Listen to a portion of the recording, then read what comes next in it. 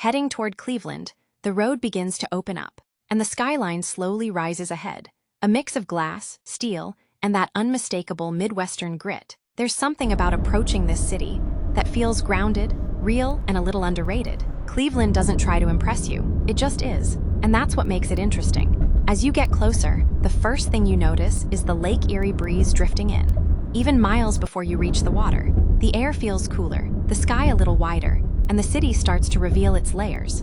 Old factories, brick warehouses, and modern towers all sharing the same horizon. Rolling into the city, you pass through neighborhoods that tell the story of Cleveland's past and present. On one side, you'll see historic homes, with deep porches and tall trees. On the other, converted industrial buildings that now hold coffee shops, studios, and breweries. Cleveland has always been a working city, and you can feel that energy in the streets. As you drive deeper in, the guardians of traffic appear on the Hope Memorial Bridge. Massive stone figures, holding shields and wheels, watching over the road like ancient protectors of the city. They're one of Cleveland's most iconic sights, and seeing them up close feels like entering a gateway. Crossing the bridge, the view opens up to the Cuyahoga River, winding its way through the flats. Old rail bridges, steel trusses, and cargo ships create a scene that feels part industrial museum, part living city. The river has seen everything, from the days of booming factories to the environmental comeback that made Cleveland a symbol of renewal. A few minutes later, the road curves toward downtown, where the buildings rise taller and the streets get busier.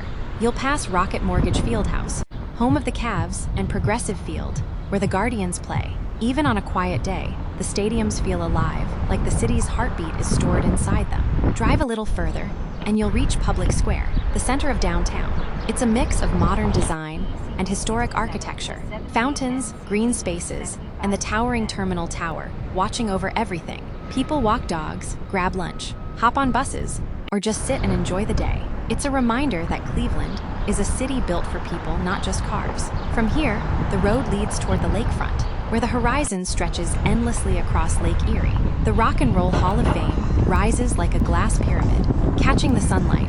Next to it, the Great Lakes Science Center and the old steamship William G. Mather sit proudly by the water. It's one of the best spots in the city, calm, open, and full of history. As you continue driving along the shoreline, the city feels peaceful. Joggers pass by, families picnic on the grass, and the lake waves roll in with a rhythm that feels almost ocean-like.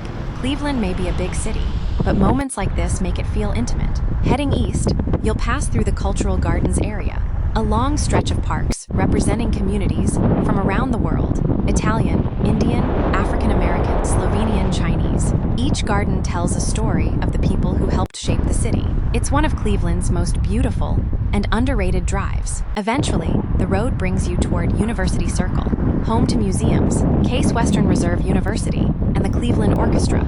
It's a pocket of culture and creativity, surrounded by quiet streets and leafy neighborhoods. And as you keep driving, you realize something.